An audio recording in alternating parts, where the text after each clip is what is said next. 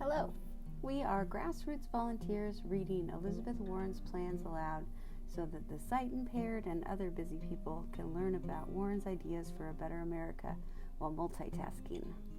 We are not professional voice artists, we do not have fancy equipment, we do not have sound studios. We will get tongue-tied, we will stumble over words, you may even hear an occasional dog bark or baby cry. You can read all of Elizabeth Warren's plans yourself by Googling the words Team Warren Medium. Again, that's Team Warren Medium. And without further ado, here's one of Elizabeth Warren's plans.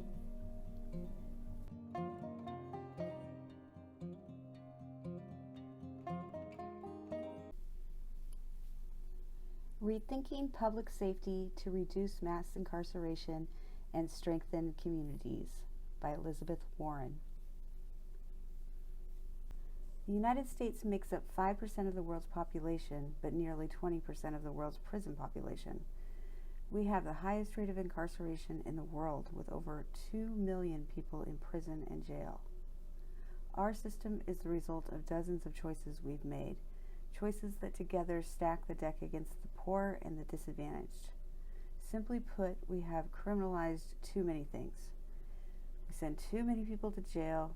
We keep them there for too long. We do little to rehabilitate them. We spend billions propping up an entire industry that profits from mass incarceration. And we do all of this despite little evidence that our harshly punitive system makes our communities safer, and knowing that a majority of people currently in prison will eventually return to our communities and our neighborhoods. To make matters worse, the evidence is clear that there are structural race problems in this system. Latinx adults are 3 times more likely to be incarcerated than whites. And for the exact same crimes, Black Americans are more likely than whites to be arrested, charged, wrongfully convicted, and given harsher sentences. 1 in 10 Black children has an incarcerated parent. 4 words are etched above the Supreme Court: equal justice under law. That's supposed to be the promise of our justice system. But today in America, there's one system for the rich and powerful and another one for everyone else. It's not equal justice when a kid with an ounce of pot can get thrown in jail while a bank executive who launders money for a drug cartel can get a bonus. It's long past time for us to reform our system. Real reform requires examining every step of this system, from what we choose to criminalize to how law enforcement and prosecutors engage with communities and the accused, to how long we keep people behind bars, how we treat them when they're there, and how we reintegrate them when they return. We cannot achieve this by nibbling around the edges. We need to tackle the problem at its roots. That means implementing a set of bold structural changes at all levels of the government. And it starts by reimagining how we talk and think about public safety. For example, public safety should mean providing every opportunity for all our kids to get a good education and stay in school. It should mean safe, affordable housing that keeps families together and off the streets. It should mean violence intervention programs and divert young people from criminal activity before the police become involved. It should mean policies that recognize the humanity of trans people and other LGBTQ plus Americans and keep them safe from violence. It should mean accessible mental health services and treatment for addiction. It is a false choice to suggest a trade-off between safety and mass incarceration. By spending our budgets not on imprisonment, but on community services that lift people up, we'll decarcerate and make our communities safer. Here's my plan. Rethink our approach to public safety. It's not enough merely to reform our sentencing guidelines to improve police-community relations. We need to rethink our approach to public safety, transitioning away from punitive system and investing in evidence-based approaches that addresses the underlying drivers of violence and crime, tackling it at its roots before it ever has a chance to grow. Break the school to prison pipeline. Schools increasingly rely on police officers to carry out discipline while neglecting services that are crucial to the well-being of students. At least 14 million students attend school with a police officer, but without a single counselor, social worker, psychologist, or nurse. It's no surprise that tens of thousands of students are arrested annually, many for minor infractions. Zero tolerance policies start early. On average, 250 preschoolers are suspended or expelled every day. And even in the youngest years, students of color bear the brunt. In later grades, Black and brown students are disproportionately arrested in school, while students with disabilities face an increased risk of disciplinary action. Every child should have the opportunity to receive the support they need to thrive inside and outside of the classroom. Adverse childhood experiences such as poverty, violence at home, homelessness, family separations, or an incarcerated caretaker are proven to negatively impact child development. I will equip schools with resources to meet their students' needs by providing access to health care to support the physical, mental, and social development of children, improve their overall school readiness, and provide early intervention services.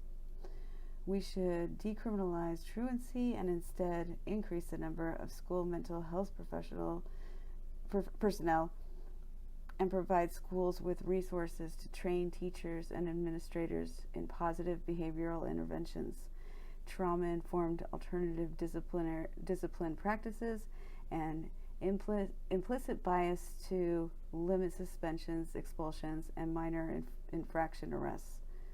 We should require that any police department receiving federal funds provide mandatory training in the scientific and psychological roots of discrimination, youth development, and de-escalation tactics to officers assigned to school campuses. I'll rescind Trump's executive order that allows school districts to participate in the 1033 program, giving them access to military-grade weapons. And I will fully fund the Office of Civil Rights of the Department of Education so that it can investigate school districts with dramatic disparities in school disciplinary actions. Reduce homelessness and housing insecurity. Children that experience homelessness are more likely to drop out of school and more likely to become involved with criminal system. But as housing and rental costs skyrocket and federal housing assistance doesn't keep pace, housing insecurity is growing, particularly for families of color. A Warren administration will commit federal funding to the goal of ending homelessness in our country. My housing plan will help by investing $500 billion over 10 years to build, preserve, and rehab affordable housing, creating 3.2 million new housing units and bringing down rental costs by 10%. It would also help families, especially families of color, buy homes and start to build wealth. Substantially improving housing affordability isn't just good for the economy for the working families. It will also reduce homelessness and crime. Invest in evidence-based interruption programs. To improve safety in our communities, we also need to invest in programs that prevent violence and divert criminal behavior. Models in cities like Boston, Oakland, and Chicago demonstrate that we can successfully reduce homicide and gun violence rates through creating cross-community partnerships and focused deterrence on the small percentage of people most likely to commit violence. These programs are cost-effective and have multiplier effects, transforming community climate, improving health outcomes, and boosting local economies. My administration will invest in piloting similar programs at scale. Decriminalize mental health crisis. The solution for someone experiencing a mental health crisis should not be a badge and a gun, but police officers have become America's de facto first mental health providers. Historically, 7 to 10% of police encounters involve a person affected by a mental illness. And people with untreated severe mental illnesses are 16 times more likely to be killed during a police encounter. People with mental illnesses are not incarcerated at higher rates because they are prone to violence. To the contrary, most are arrested for nonviolent offenses, many because they lack access to necessary services. But incarcerating people with mental illness is more expensive than providing appropriate community-based treatment. Instead of shuttling people into a system not built to meet their needs, we should invest in preventing people from reaching those crisis points at the first place. Medicare for All will provide continuous access to critical mental health care services, decreasing the likelihood that the police will be called as a matter of last resort. I'll also increase funding for co-responder initiatives that connect law enforcement to mental health care providers and experts. And my administration will pilot evidence-based crisis response efforts to provide needed services to individuals struggling with mental illness. Invest in diversion programs for substance abuse disorders. People who struggle with addiction should not be incarcerated because of their disease. Mass incarceration has not reduced addiction rates or overdose deaths because substance abuse disorder is a public health problem, and it is long past time to treat it that way. We know that diversion programs are both more humane and a better investment than incarceration. For every dollar we invest in treatment programs, we can save $12 in future crime and health care costs. I'll support evidence-based safe injection sites and needle exchanges and expand the availability of butyrophin to prevent overdoses. And my CARE Act would invest $100 billion over 10 years to increase high access to high quality treatment and support services. It would provide the regions most affected by the opioid crisis with the resources they need, and would allow state, local, and tribal governments to use CARE Act funds to provide incarcerated individuals and individuals in pre-trial detention with substance use disorder treatment. Change what we choose to criminalize. We face a crisis of overcriminalization. It has filled our prisons and devastated entire neighborhoods. Addressing the crisis starts by rethinking what we choose to criminalize. It is easy for legislators, fearful of being labeled soft on crime, to rubber stamp every new criminal and sentencing proposal, no matter how punitive. It's equally easy for them to look the other way when the wealthy, and the well-connected abuse the rest of us.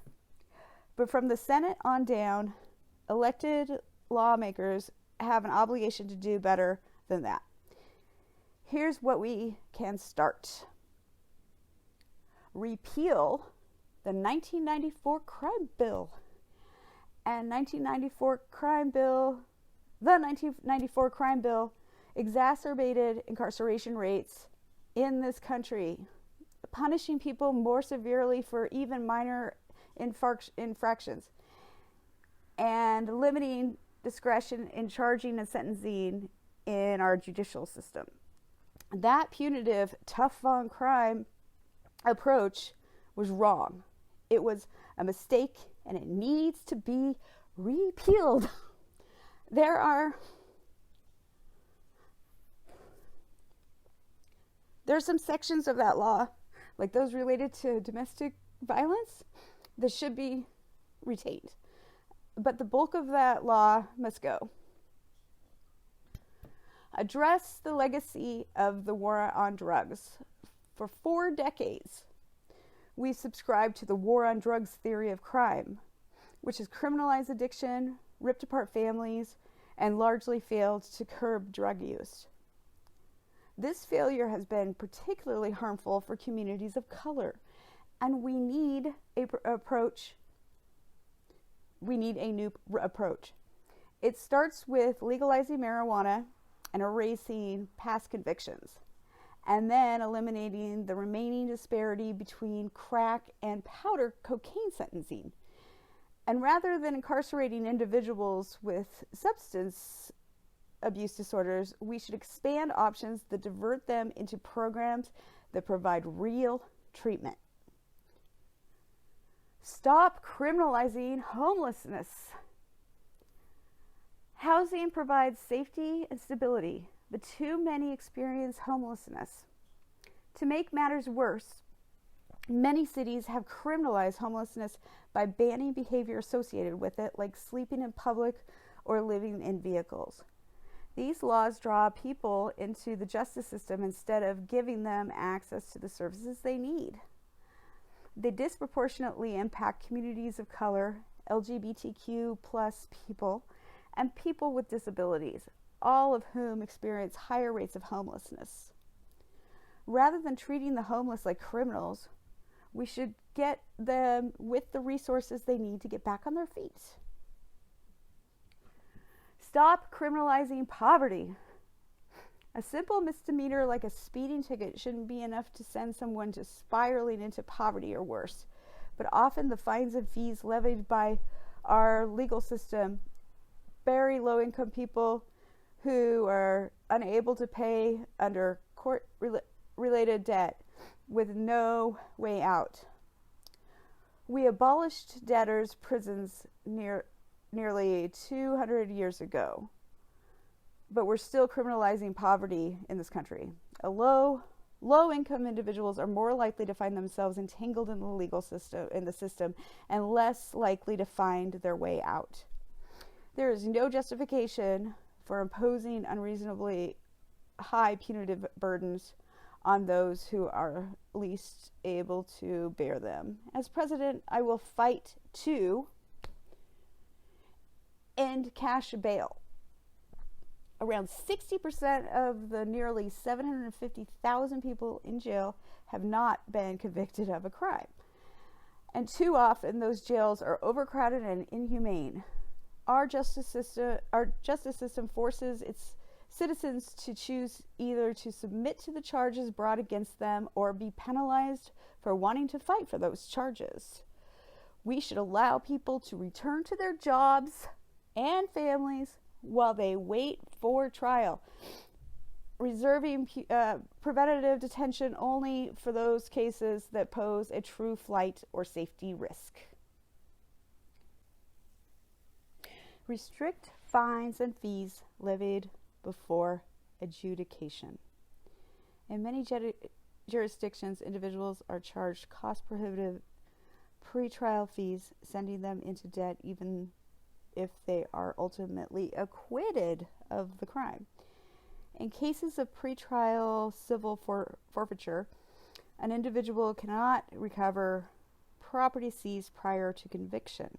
I'll reverse the Trump administration's policy, expanding pre-trial civil forfeiture at the federal level and restrict the use of civil forfeiture overall. Cap the assessment of fines and fees. Jailing someone who can't afford to pay thousands of dollars in fines on an hourly minimum wage salary is not only cruel, it's ineffective. Criminal debt collection should be capped at a percentage of income for low-income individuals. States should also eliminate the profit incentive that drives excessive fees and fines by capping the percentage of municipal revenues derived from the justice system and diverting seized assets into general fund. Eliminate fees for necessary services. Private companies and contractors can charge incarcerated people for essential services like phone calls, bank transfers, and health care.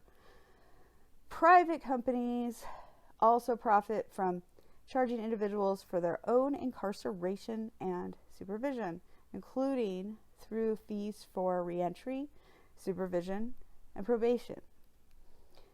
As I detailed in my plan to end private prisons, I will end this practice and ensure that private companies don't get rich from exploiting vulnerable people. Accountability for the wealthy and the well-connected. Equal justice also means an end to the impunity enjoyed by those with money and power. Instead of criminalizing poverty and expanding mass incarceration, I proposed a new criminal negligence standard for executives of corporation with more than $1 billion in annual revenue when their company is found guilty of a crime or their negligence causes severe harm to American people. Instead of locking up people for nonviolent marijuana crimes, I've proposed putting pharmaceutical executives on the hook to report suspicious orders for controlled substances that damage the lives of millions. And I proposed new certification requirements for executives at giant financial institutions so that we could hold them criminally accountable if the banks they oversee commit fraud. Reform how the law is enforced. While reform begins with deciding what constitutes a crime, the authority to enforce the law includes tremendous discretion. Law enforcement officers, prosecutors, and judges make countless decisions every day that shape the reality of how our criminal justice system functions for the millions of Americans it comes into contact with. We must critically examine each aspect of the enforcement process to ensure that it is both just and consistent with public safety. Law enforcement reform. The vast majority of police officers sign up so that they can protect their communities. They are part of a profession that works tirelessly and takes risks every day to keep us safe. But we also know that many people of color, including Native Americans, disproportionately experience trauma at the hands of law enforcement, sometimes with life-altering consequences. On average, 3 people are shot and killed by the police every day, a disproportionate number of them young and black. Others are arrested and entered into a system that unduly penalizes even minor infractions. Everyone is left safe when trust arose between the police and the communities they serve. Yet we've continued to allow policing practices that are both ineffective and discriminatory. It's time to fundamentally change how police work is done in America. Funding what works, replacing failed policies with effective evidence-based practices that do not violate individual rights, and reframing our approach to public safety to prioritize prevention over punishment. Here's how we do it. Improve access to treatment and early intervention. For the 3rd straight year, the number of suicides among law enforcement in 2018 outnumbered the line of duty deaths. Law enforcement officers experience higher rates of addiction, post-traumatic stress, and other trauma-related disorders. All invest in mental and emotional health support to help our officers do their job, including by expanding promising pilots like peer intervention and early warning programs. Improve data collection and reporting. For nearly a century, we have measured crime in this country. It's time we measure justice and act when we don't measure up. Today, there is no comprehensive government database on fatal police shootings, ethics issues, misconduct complaints, or use of force incidents. My Justice Department will establish a rigorous and systematic process to collect this data, provide relative data collection training to local law enforcement, and make data publicly available wherever possible. We'll use that data to prioritize federal oversight and to hold police accountable for the portion of the bad policing outcomes for which they are responsible. And we'll work with interested departments to use their own data to improve their legitimacy in the communities they serve and inform more just and effective policing. Increase federal oversight capacity. The Obama Justice Department used its authority to investigate police departments with a pattern of practice of unconstitutional policing, but resource constraints limited the number of interventions carried out. Meanwhile, the Trump administration hasn't initiated any investigations at all. I'll reverse the Sessions guidance limiting the use of consent decree investigations and triple funding for the Office of Civil Rights to allow for increased investigations of departments with the highest rate of police violence and wherever there is a death in custody. In this way, we can further incentivize police departments with persistent issues to adopt best practices. Empower state attorneys generals. Empower state attorneys general. Even an expanded DOJ will not be able to provide oversight for many thousands of law enforcement agencies in this country. And accountability for unconstitutional policing shouldn't simply shut down under a hostile president like Trump. To build a more durable system, I'll incentivize states to empower their attorneys general to conduct their own oversight of police behavior nationwide. Demand increased civilian oversight. Community engagement can fill the gap and provide oversight where the federal government, even with increased capacity, cannot. Approximately 150 communities have civilian oversight boards, but that covers only a small percentage of law enforcement agencies in America.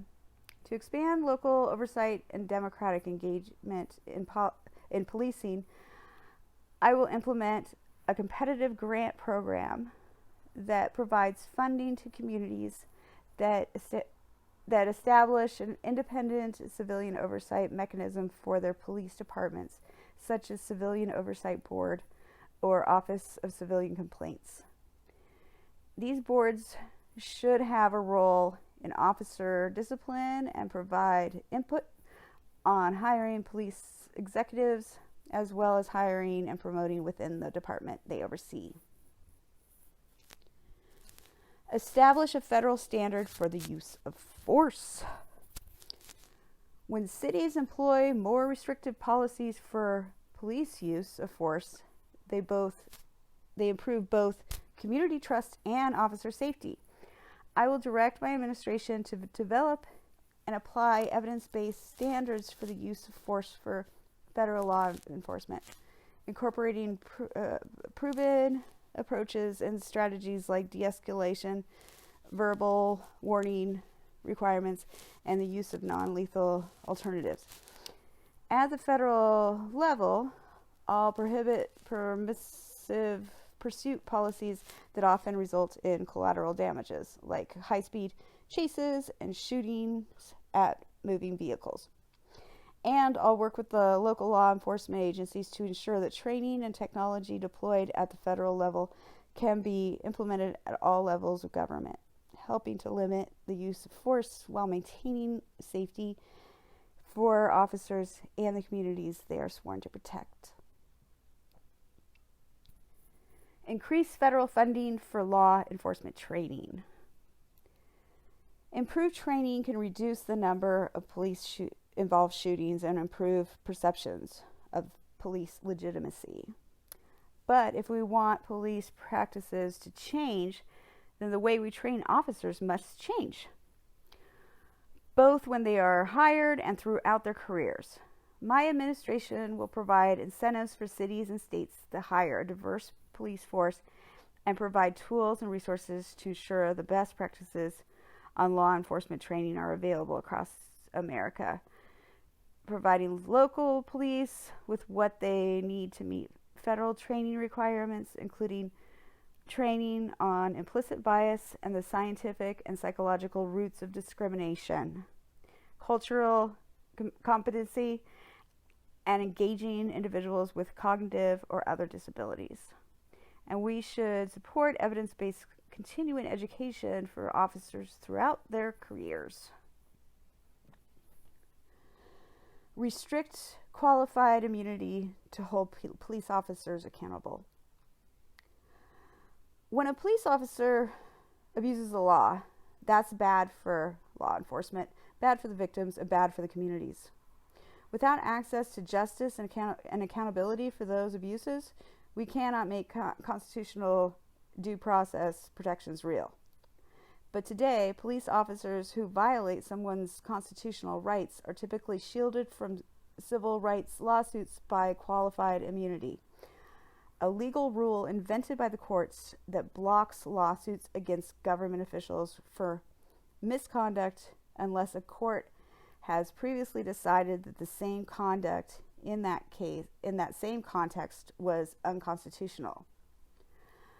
Qualified immunity has shielded egregious police misconduct from accountability and drawn criticism from across the political spectrum. Last month, for example, a federal appeals court in Atlanta granted qualified immunity to a police officer who, while aiming at a family's dog, shot a 10-year-old boy while the child was lying on the ground 18 inches away from the officer.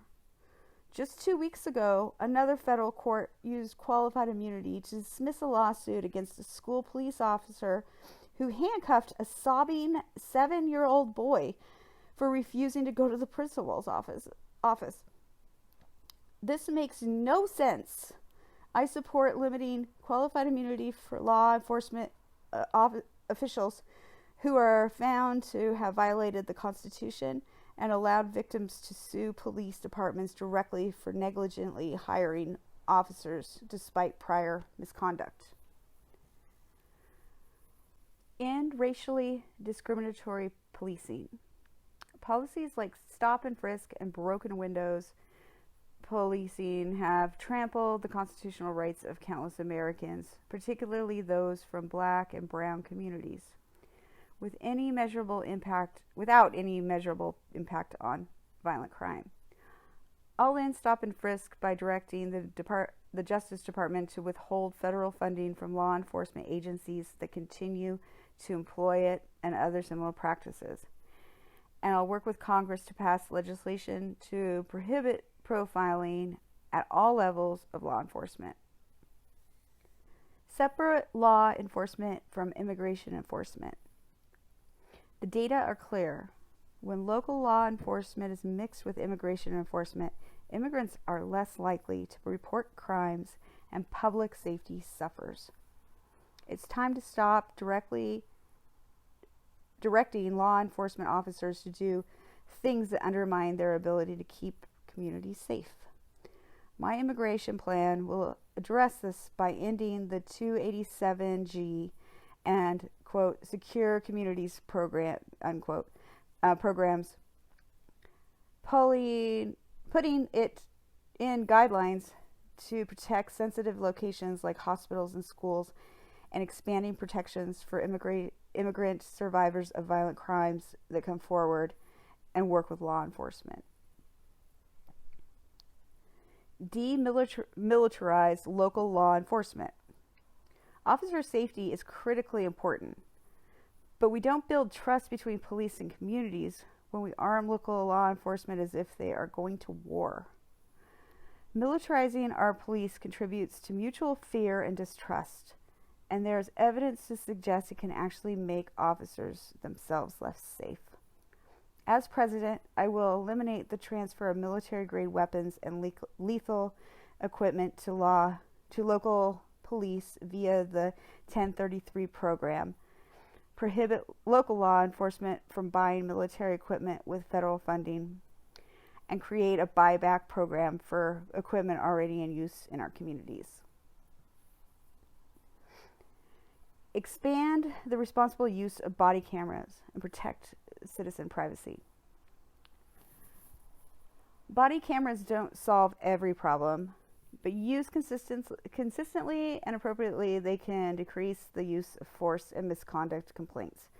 The federal government should expand funding for body cameras, especially for smaller jurisdictions that struggle to afford them. In exchange for departments implementing accountability policies that ensure consistent and responsible camera use,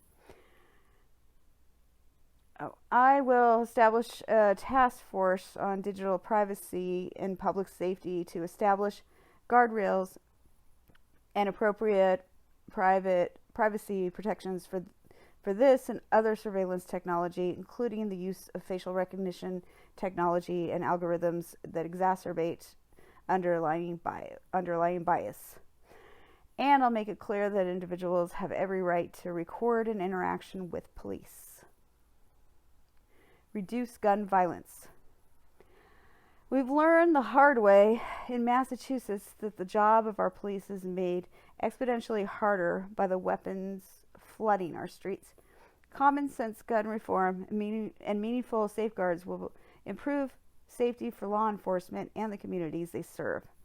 In 2017, almost 40,000 people died from guns in the United States. I have a plan with a goal of reducing the number by 80%, including by expanding background checks, establishing a federal licensing system, and holding the gun industry accountable for the violence promoted by their products. Prosecutorial and judicial reform. Our current criminal system is complex and places enormous power in the hands of the state. The government controls what leads to pursue, and what charges are levied, whether a plea is offered, and how long someone spends behind bars. It has massive resources at its disposal and enjoys few obligations to share information and limited oversight of its actions. All of this makes it challenging to ensure that the accused can go to trial, can get a fair trial, and can receive a just and reasonable sentence if convicted. To make matters worse, race permeates every aspect of the system. People of color are twice as likely to be charged with crimes that carry a mandatory minimum sentence. Reform requires a transparent system that emphasizes justice, that gives people a fighting chance, and truly treats everyone equally, regardless of color. Here's how we can start. Strengthen public defenders and expand access to counsel. The Sixth Amendment provides every American accused of a crime with the right to an attorney, but too many defendants cannot afford one, and too often public defenders are under-resourced, overworked, and overwhelmed. If we expect fair adversarial trials, we need to balance resources on both sides of each case in every jurisdiction. All fund federal public defenders and expand targeted grant funding for public defenders at the state level to ensure that they have tools to effectively defend their clients. I'll also reopen and expand DOJ's Office for Access to Justice, which worked with state and local governments to expand access to counsel. We should ensure that our public defenders are paid a fair salary for their work and that their caseloads allow for the comprehensive defense of their clients. Finally, I'll provide funding for language and cultural competency training, including on gender identity and treatment of individuals with disabilities, so the public defenders are best able to serve their clients. Rein in prosecutorial abuses. Prosecutors are enormously powerful and often not subject to scrutiny or accountability. I will support a set of reforms that would rein in the most egregious prosecutorial abuses and make the system fairer, including reducing the use of coercive plea bargaining by DOJ prosecutors at the federal level, establishing open file discovery, and putting in place responsible standards for evidence gathering. I'll establish a commission on prosecutorial conduct to make additional recommendations for best practices and monitor adoption of those recommendations. And I'll create an independent prosecutorial integrity unit to hold accountable prosecutors who abuse their powers. Expand access to justice for people wrongfully imprisoned. Defendants who are wrongfully imprisoned have the right to challenge their detention in court through a procedure known as habeas corpus. The framers believed this right was so important to achieving justice that they guaranteed it specifically in the Constitution.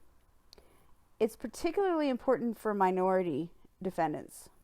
Black Americans, for example, make up only 13% of the population, but a plurality of wrongful convictions.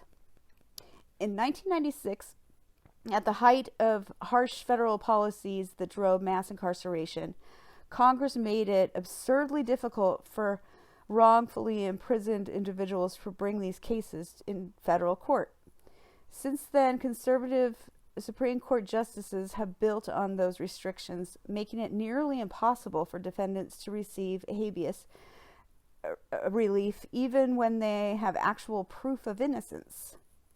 We should repeal these overly restrictive habeas rules, making it harder for courts to dismiss these claims on procedural technicalities, and make it easier to apply new rules that emerge from these cases to people who were wrongfully imprisoned before those rules came into effect. Protect the rights of survivors. Crime victims have the right to safety and justice, and right to be consulted and informed about their status of their case, and the right to be treated with dignity and respect. We should provide support for those who have experienced trauma, including medical care and safe housing. This is particularly true for those who have experienced sexual assault or violence at the hands of an intimate partner. I'll also fight to reauthorize the Violence Against Women Act and provide full funding to eliminate the rape kit backlog across the country. Appointing a diverse judicial bench. The justice system should reflect the country it serves. Judicial appointments are primarily white and male, and large numbers tend to have a prosecutorial background. Diversity of experience matters. That's why I have pushed for increasing the professional diversity of our federal judiciary to insulate the courts from corporate capture, and why I support gender and racial diversity for judicial nominees. I'll appoint a diverse slate of judges, including those who have a background defending civil liberties or as public defenders.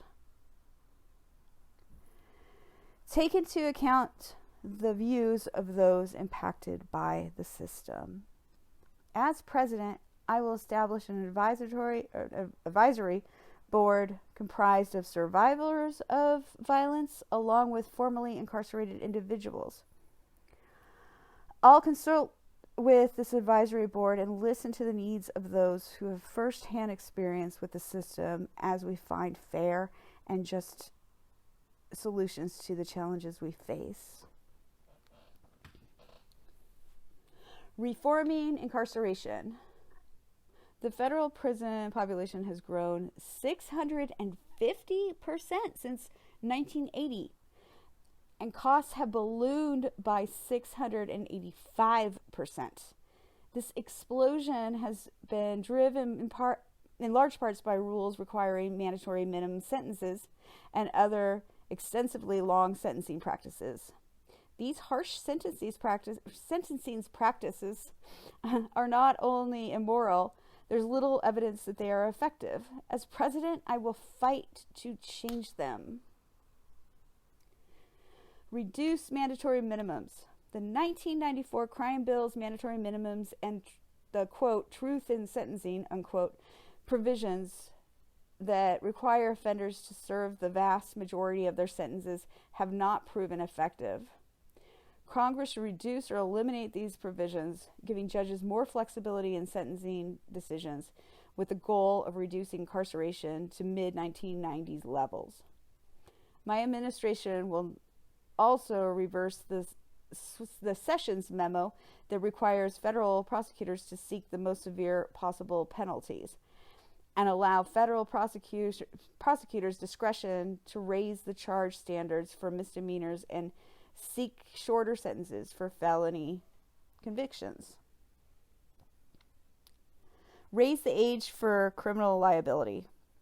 We know that cognition and decision-making skills continue to develop beyond the teenage years.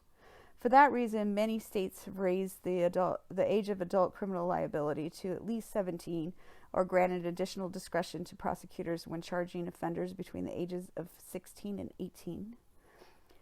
The federal government should do the same, raising the age of adult criminal liability to 18, eliminating life without parole sentences for minors, and diverting young adult offenders into rehabilitative programs whenever possible.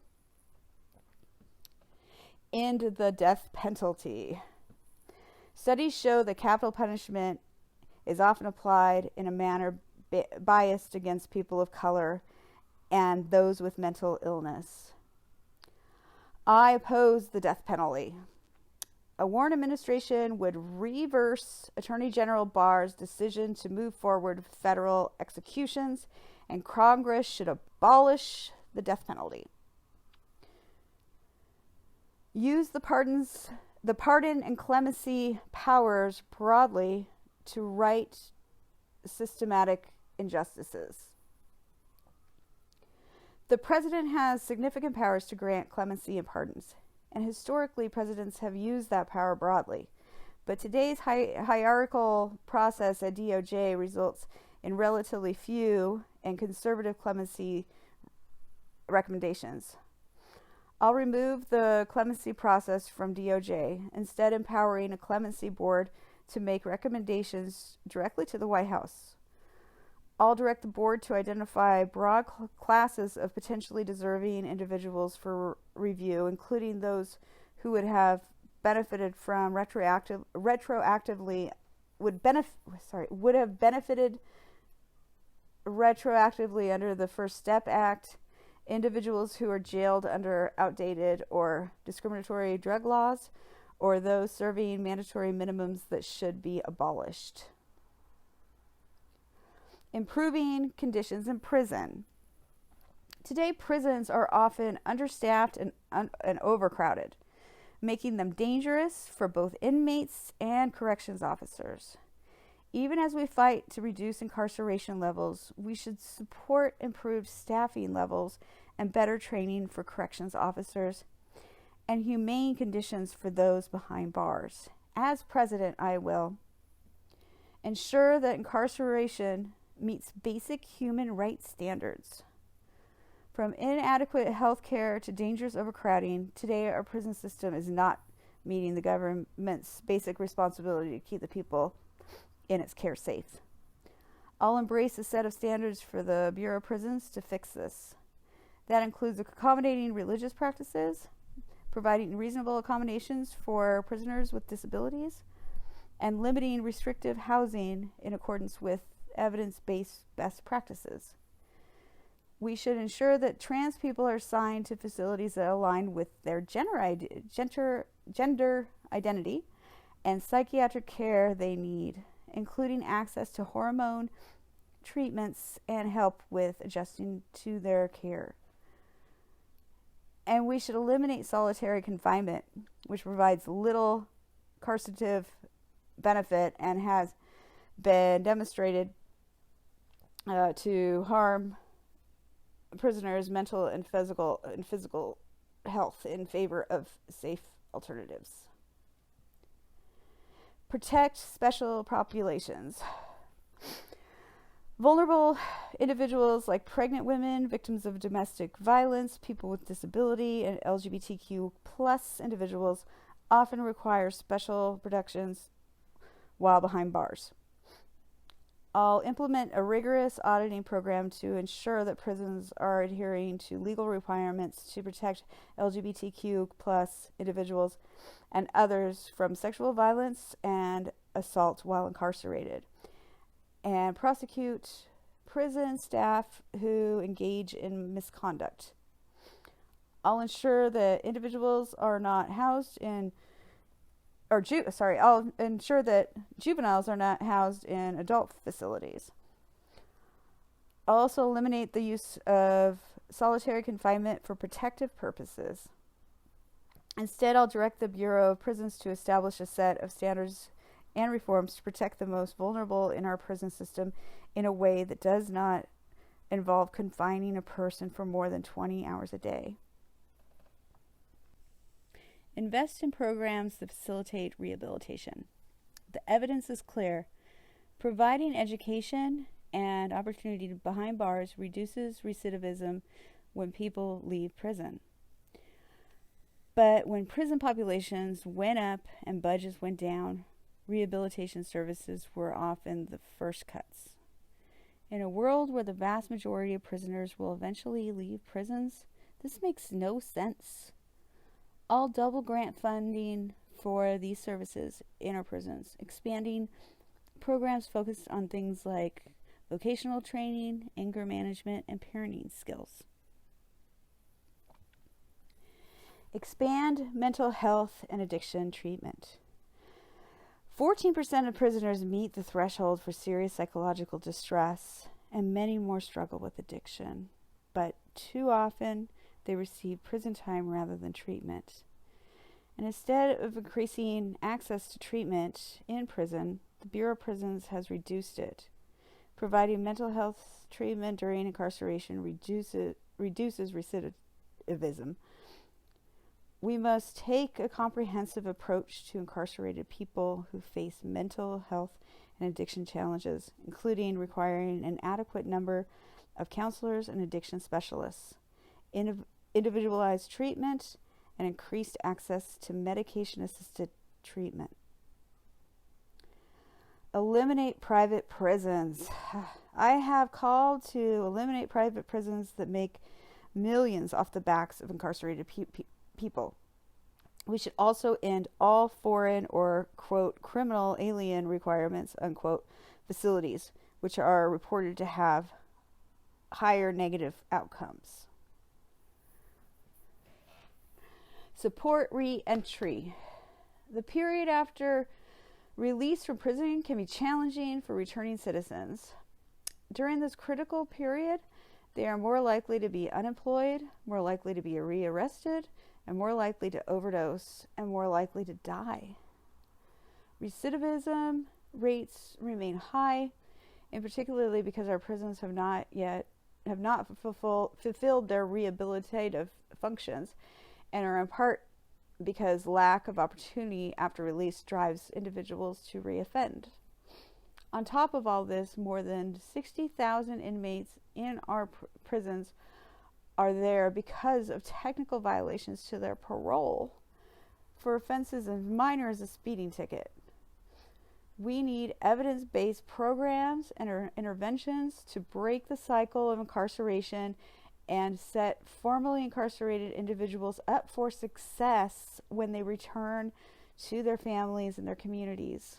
This is particularly true for youth and minors who are especially vulnerable when returning to an unstable environment. Here are some of the steps I will take. Pressure states to eliminate collateral sanctions. Millions of Americans are currently on parole and probation. We know that reducing the barriers to full reintegration in societies reduces recidivation. But the system is rife with collateral consequences that hamper reentry for formerly incarcerated people who have served their time. From restrictions on occupational licensing to disenfranchisement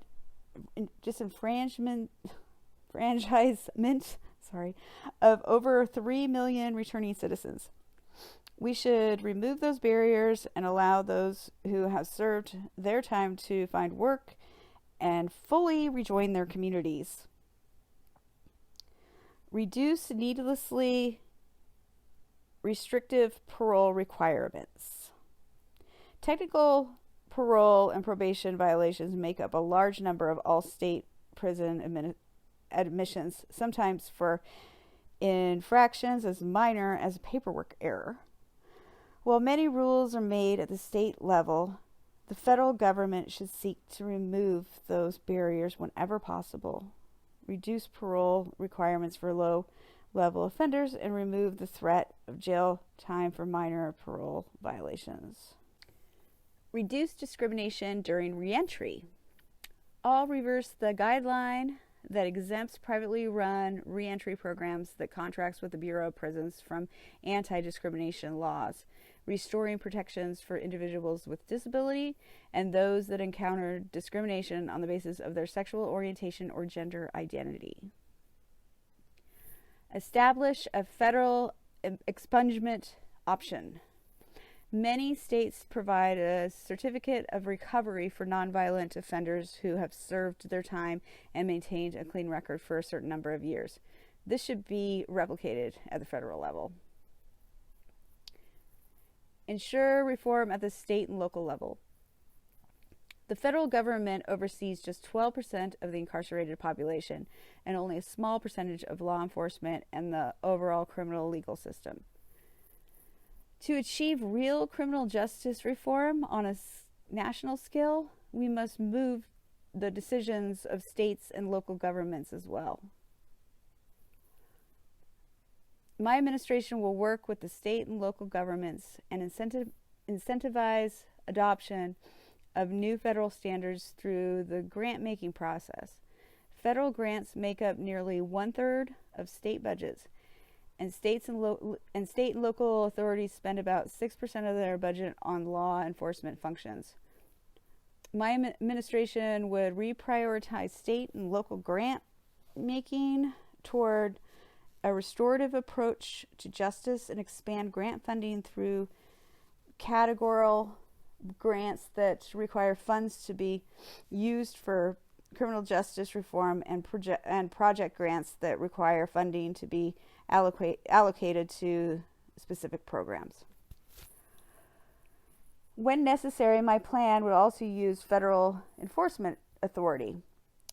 My administration would expand on the Obama-era practice of using Department of Justice consent decrees and other judicial settlements to enforce federal standards and remedy constitutional violations at the state and local level.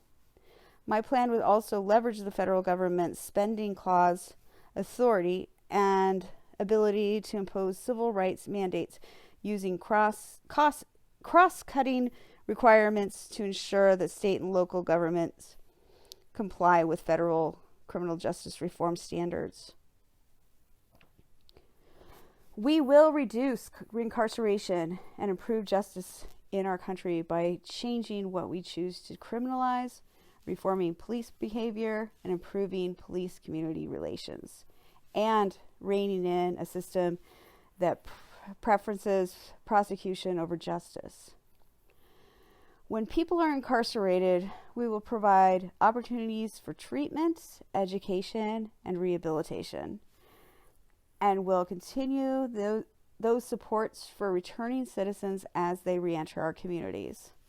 Most importantly, we'll rethink the way we approach public safety, emphasizing preventative approaches over law enforcement and incarceration.